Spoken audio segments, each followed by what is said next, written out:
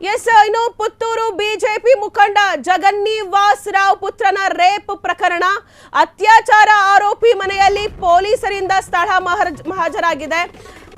ಸ್ಥಳವನ್ನ ಮಹಾಜರ್ ಮಾಡಿದ್ದಾರೆ ಪೊಲೀಸರು. ದೈಹಿಕ ಸಂಪರ್ಕ ಬಳಸಿ ಗರ್ಭಿಣಿಯಾಗಿಸಿದ್ದ ಆರೋಪದ ಕೇಸ್. ನೋಡಿ, ಈ ರೀತಿಯಾದ ಪ್ರಕರಣಗಳು ರಾಜ್ಯದಲ್ಲಿ ಸಾಕಷ್ಟಿದ್ದಾವೆ. ಯಾರ್ಯಾರೋ ಮಾಡಿರೋ ಪ್ರಕರಣಗಳು ಹಂಗಂಗೆ ಮುಚ್ಚೋಗ್ತಿದ್ದಾವೆ. ಬಟ್ ಇವ್ಯಾವು ಮುನ್ನೆಲೆಗೆ ಬರ್ತಿಲ್ಲ. ನೋಡಿ, ಆರೋಪಿ ಮನೆಗೆ ಪೊಲೀಸರು ಭೇಟಿ ನೀಡಿ ಪರಿಶೀಲನೆ ಮಾಡಿದ್ದಾರೆ.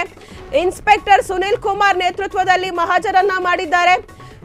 ಪ್ರತಿ ಹೆಸರಿನಲ್ಲಿ ಸಹಪಾಠಿಗೆ ಸೆಕ್ಸ್ ದೋಖಾ ಎಸಗಿದ್ದ ಕೃಷ್ಣ ಜೆ ರಾವ್. ಸೊ ಎಸ್, ಪುತ್ತೂರು ಬಿಜೆಪಿ ಮುಖಂಡನ ಮಗ ಏನು ಅತ್ಯಾಚಾರ ಎಸಗಿದ್ರು, ಆ ಒಂದು ಕೇಸ್ ಈಗ ಮಹಾಜರಾಗ್ತಿದೆ. ಇನ್ಸ್ಪೆಕ್ಟರ್ ಅವರು ಸುನಿಲ್ ಕುಮಾರ್ ಅವರ ನೇತೃತ್ವದಲ್ಲಿ ಮಹಾಜರನ್ನ ಮಾಡಿದ್ದಾರೆ.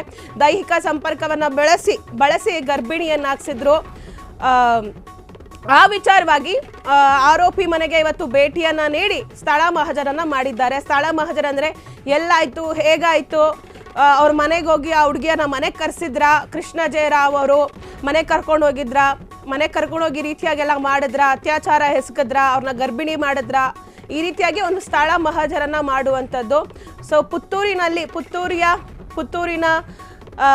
ಬಿಜೆಪಿ ಮುಖಂಡ ಜಗನ್ನಿವಾಸ್ ರಾವ್ ಪುತ್ರ ಅಂದ್ರೆ ಅವರ ಪುತ್ರ ಏನಿದ್ದಾರೆ, ಸೊ ಅವರ ಒಂದು ಅವರ ಪುತ್ರನ ರೇಪ್ ಪ್ರಕರಣ ನೀವು ನೋಡ್ಬೋದು. ಆ ಹುಡುಗನ ಇನ್ನು ಯಂಗ್ ಎನರ್ಜೆಟಿಕ್ ಹುಡುಗ ಇದ್ದಂಗಿದ್ದಾನೆ. ಈ ಹುಡುಗ ಈ ರೀತಿ ಮಾಡಿದ್ದಾನೆ ಅಂತಂದ್ರೆ ನೀವೇ ಯೋಚನೆ ಮಾಡಬೇಕು. ಯಾಕಂದ್ರೆ ಬಿಜೆಪಿಯ ಮುಖಂಡನ ಮಗ, ಎಷ್ಟು ಅವ್ರಿಗೆ ಇದಿದೆ,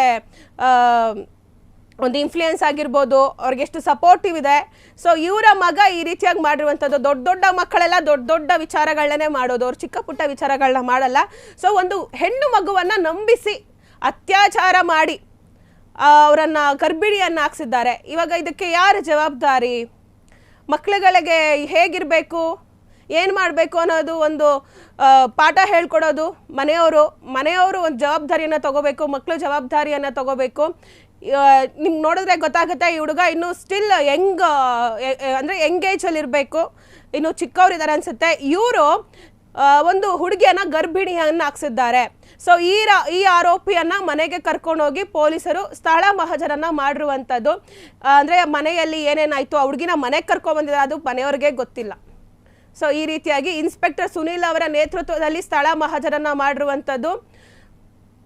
ಪ್ರತಿ ಹೆಸರಲ್ಲಿ ಸಹಪಾಠಿಗೆ ಸೆಕ್ಸ್ ದೋಖವನ್ನ ಎಸಗಿದ್ದಾರೆ ಕೃಷ್ಣ ಜಯರಾಜ್. ನೀವು ನೋಡ್ಬೋದು, ಕೃಷ್ಣನ ರಾಸಲೀಲೆ ಅಂತಾನೆ ಹೇಳ್ಬೋದಾ, ಕೃಷ್ಣ ಜೆ ರಾವ್ ಅವರು.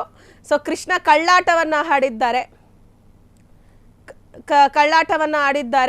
ಪ್ರೀತಿ ಹೆಸರಲ್ಲಿ ದೋಖವನ್ನ ಮಾಡಿರುವಂಥದ್ದು, ಸೆಕ್ಸ್ ದೋಖಾ ಮಾಡಿದ್ದಾರೆ. ಪ್ರೀತಿ ಮಾಡ್ತೀನಿ ನಿನ್ನ, ನೋಡಿ ಹೆಣ್ಮಕ್ಳು ಹುಷಾರಾಗಿರಿ, ಪ್ರೀತಿ ಮಾಡ್ತೀನಿ, ನಿನಗೆ ಲೈಫ್ ಕೊಡ್ತೀನಿ, ಬಾಳು ಕೊಡ್ತೀನಿ, ನಮ್ಮ ಮನೆ ದೊಡ್ಡದಿದೆ, ನಮ್ಮ ಅಪ್ಪ ಮಿನಿಸ್ಟರು, ನಮ್ಮ ಅಪ್ಪ ಮುಖಂಡರು, ನಮ್ಮ ಅಪ್ಪ ದೊಡ್ಡ ಬಿಸ್ನೆಸ್ ಮಾಡ್ತಾರೆ, ನಮ್ಮಪ್ಪ ಹಂಗೆ ಮಾಡ್ತಾರೆ ಹಿಂಗೆ ಮಾಡ್ತಾರೆ ಅಂತ ಹೇಳ್ಬಿಟ್ಟು ನಿಮ್ಗೆ ಲಾಸ್ಟಲ್ಲಿ ಕೊಡೋದು ಕೈಗೊಂದು ಚಮಕ್ ಕೊಡ್ತಾರೆ ಅಷ್ಟೇ, ಏನು ಮಾಡಲ್ಲ.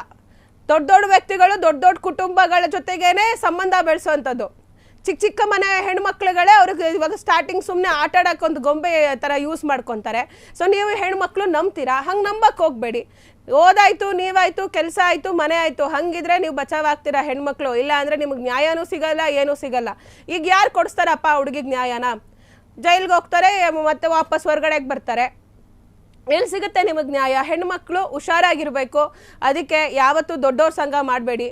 ದೊಡ್ಡವ್ರ ಸಂಘ ಮಾಡಿದ್ರು ಅವ್ರು ಎಂಥವ್ರು, ಯಾರು, ಏನು, ಎತ್ತ ಅಂತ ನೋಡ್ಕೊಂಡು ಮಾಡಿ. ಅದರಲ್ಲೂ ಓದೋ ವಯಸ್ಸಲ್ಲಿ ಓದಿನ ಕಡೆ ಗಮನ ಕೊಡಿ. ಅಥವಾ ಕೆಲಸ ಮಾಡ್ತಿದ್ದೀರ ಅಂದರೆ ಕೆಲಸದಲ್ಲಿ ಹೇಗೆ ನಾವು ಮುನ್ನೆಲೆಗೆ ಬರಬೇಕು, ನಾವು ಇನ್ನೂ ಹೇಗೆ ದೊಡ್ಡ ಹುದ್ದೆಗಳಿಗೆ ಹೋಗಬೇಕು ಅನ್ನೋದ್ರ ಬಗ್ಗೆ ನೀವು ಕಾನ್ಸಂಟ್ರೇಟನ್ನು ಮಾಡಿ. ಅದು ಬಿಟ್ಟು ಈ ಲವ್ವು ಇದು ಅದು ಅಂತ ಹೋದರೆ ಏನೂ ಸಿಗಲ್ಲ ನಿಮಗೆ. ನಾನು ದೊಡ್ಡ ಮನೆ ಸೊಸೆ ಆಗ್ತೀನಿ ಅಂತ ಹೋದರೆ ಹೀಗೆ ಆಗೋದು. ಸೊ ನೋಡಿ, ಇವ್ರದ್ದು ಕೂಡ ಒಂದು ರಾಜಕಾರಣಿಗಳ ಕುಟುಂಬ, ಮುಖಂಡರು ಬೇರೆ. ಸೊ ಇವರ ಮಗನೇ ಹೀಗೆ ಮಾಡಿದ್ರು ಅಂದರೆ ಇನ್ನು ಬೇರೆ ಮಕ್ಕಳೆಲ್ಲ ಯಾವ ರೀತಿಯಾಗಿ ಮಾಡ್ಬೋದು? ರಾಜ್ಯದಲ್ಲಿ ಇನ್ನೇನೆಲ್ಲ ನಡೀತಿದೆ. ಎಸ್, ಹೆಣ್ಮಕ್ಳು ಹುಷಾರಾಗಿರ್ಬೇಕು. ಸ್ಥಳ ಮಹಾಜರನ್ನ ಮಾಡಿದ್ದಾರೆ ಈಗ ಪೊಲೀಸರು. ಇನ್ನು ಏನೇನಾಗುತ್ತೆ ಡೆವಲಪ್ಮೆಂಟ್ಸ್ ನೋಡೋಣ.